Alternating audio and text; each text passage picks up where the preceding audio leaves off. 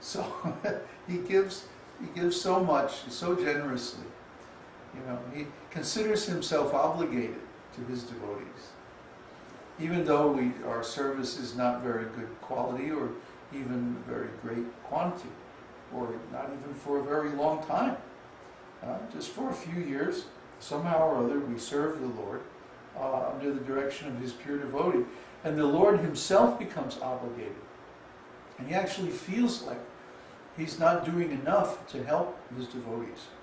And so he becomes indebted.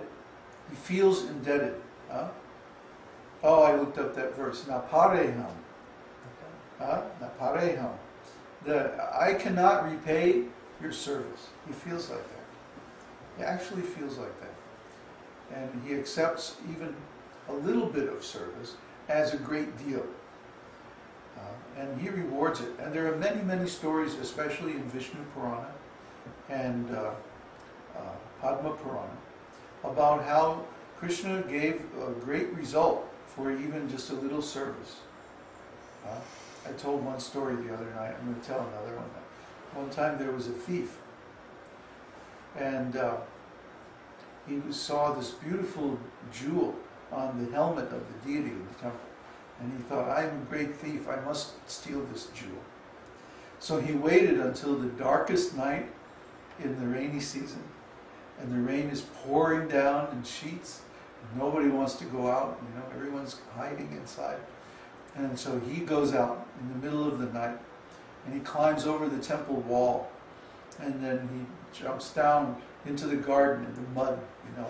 The mud comes up to here, and then he goes and breaks inside the temple, and he's tracking mud all across the floor, and he goes and moves the curtain aside, and takes the jewel, and then he runs and climbs over the wall and escapes. So many, many years later, when this thief finally left his body, the Yamadutas came. Oh, you rascal, you thief, we're going to take you to Yamaraj. And then, just at that time, the Vishnu Dutas showed up. And they said, no, he's coming with us. And the Yamadutas were like, what? This guy was a thief. He even stole the jewel from the deity in the temple. How can you take him to Vaikuntha? And the Yamadutas said, well, when he was stealing the jewel, the water was dripping from his clothes, and so Lord Vishnu accepted that he was washing the floor in the temple, and so because of that service. You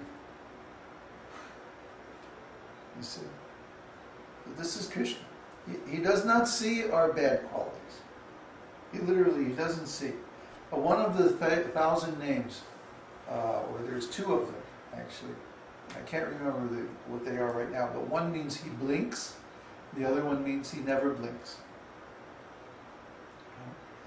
And when he blinks, so that he does not see the bad quality of his devotee.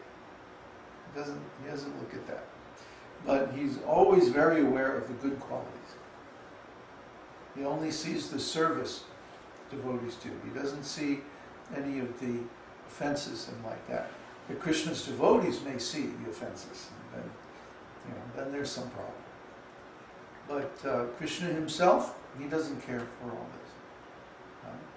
He just cares that the devotee has done some work in relation to him. So, of course, we don't know about this thief's past life and what pious activities he may have had and so on like that. But still, the indication is how easily the Lord becomes obligated and grateful. Another instance of Krishna's feeling of obligation is stated in connection with his dealings with Jambavan. When the Lord was present as Lord Ramachandra, Jambavan, the great king of the monkeys, rendered very faithful service to him. When the Lord again appeared as Lord Krishna, he married Jambavan's daughter and paid him all the respect that is usually given to superiors. Any honest person is obliged to his friend if some service has been rendered unto him. Since Krishna is the supreme honest personality, how can he forget an obligation to his servitor? And just like so many of our students and friends have given donations or given of their time, or in the case of our close disciples, they've surrendered everything, given up their whole lives and come and stayed with us in weird, far out places.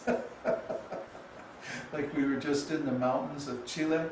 And you know, when we were there, it didn't seem like it was very far out, you know. It was like, oh, here we are in the mountains. Oh, it's very nice. Okay. You know, but then when you come back to America, and you see, you know, how most people are living, or how most of our students are living, compared to that, oh, we were on another planet. You know, I mean, there's oxen and horses walking by on the road, and we hardly ever saw any cars. And people, you know, wearing those funny hats with the straight brim and the woven ponchos, you know, the kind of coat they wear, and big boots, you know, and walking up the mountain and stuff like that. And we were getting our water from for our house directly from the snow melting off the volcano.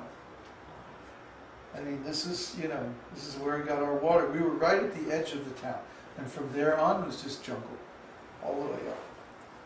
And wild pigs, we saw wild pigs up there, and this kind of an animal that's a cross between a rabbit and a squirrel.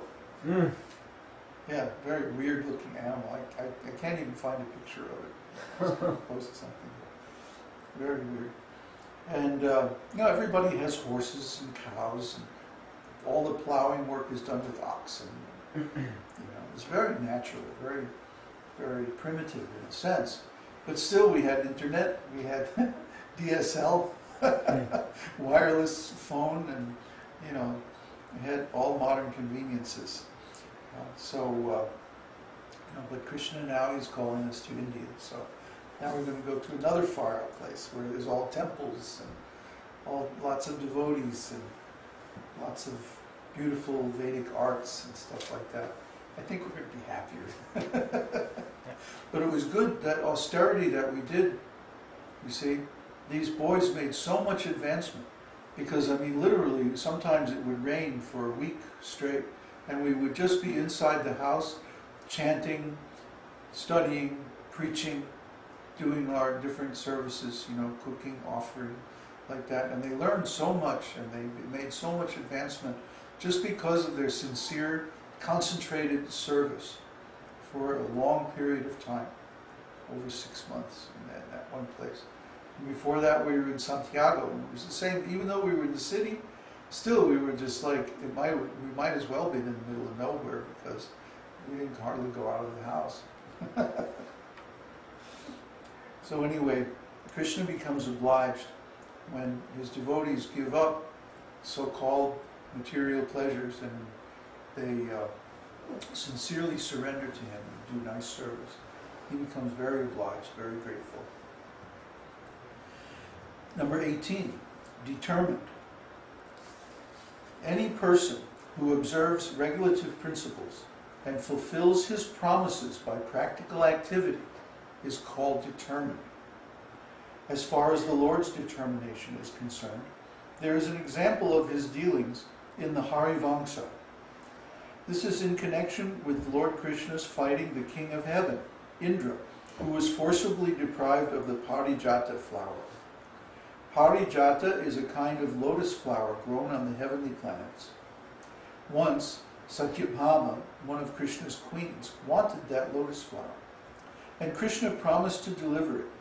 But Indra refused to part with his Parijata flower. Therefore there was a great fight, with Krishna and the Pandavas on one side and all the demigods on the other. Ultimately, Krishna defeated all of them and took the Parijata flower, which he presented to his queen. So in regard to that occurrence, Krishna told Narada Muni, "My dear great sage of the demigods, now you can declare to the devotees in general, and to the non-devotees in particular, that in this matter of taking the Parijata flower, all the demigods, the Gandharvas, the Nagas, the demon Rakshasas, the Yakshas, the Panagas, tried to defeat me, but none could make me break my promise to my queen. There is another promise by Krishna in Bhagavad-gītā to the effect that his devotee will never be vanquished. So a sincere devotee who is always engaged in the transcendental loving service of the Lord should know for certain that Krishna will never break his promise. He will always protect his devotees in every circumstance. Krishna showed how he fulfills his promise by delivering the Parijata flower to Satyabhama, by saving Draupadi from being insulted, and by freeing Arjuna from the attacks of all enemies. The promise of Krishna that his devotees are never vanquished had also previously been admitted by Indra when he was defeated in the Govardhan Leela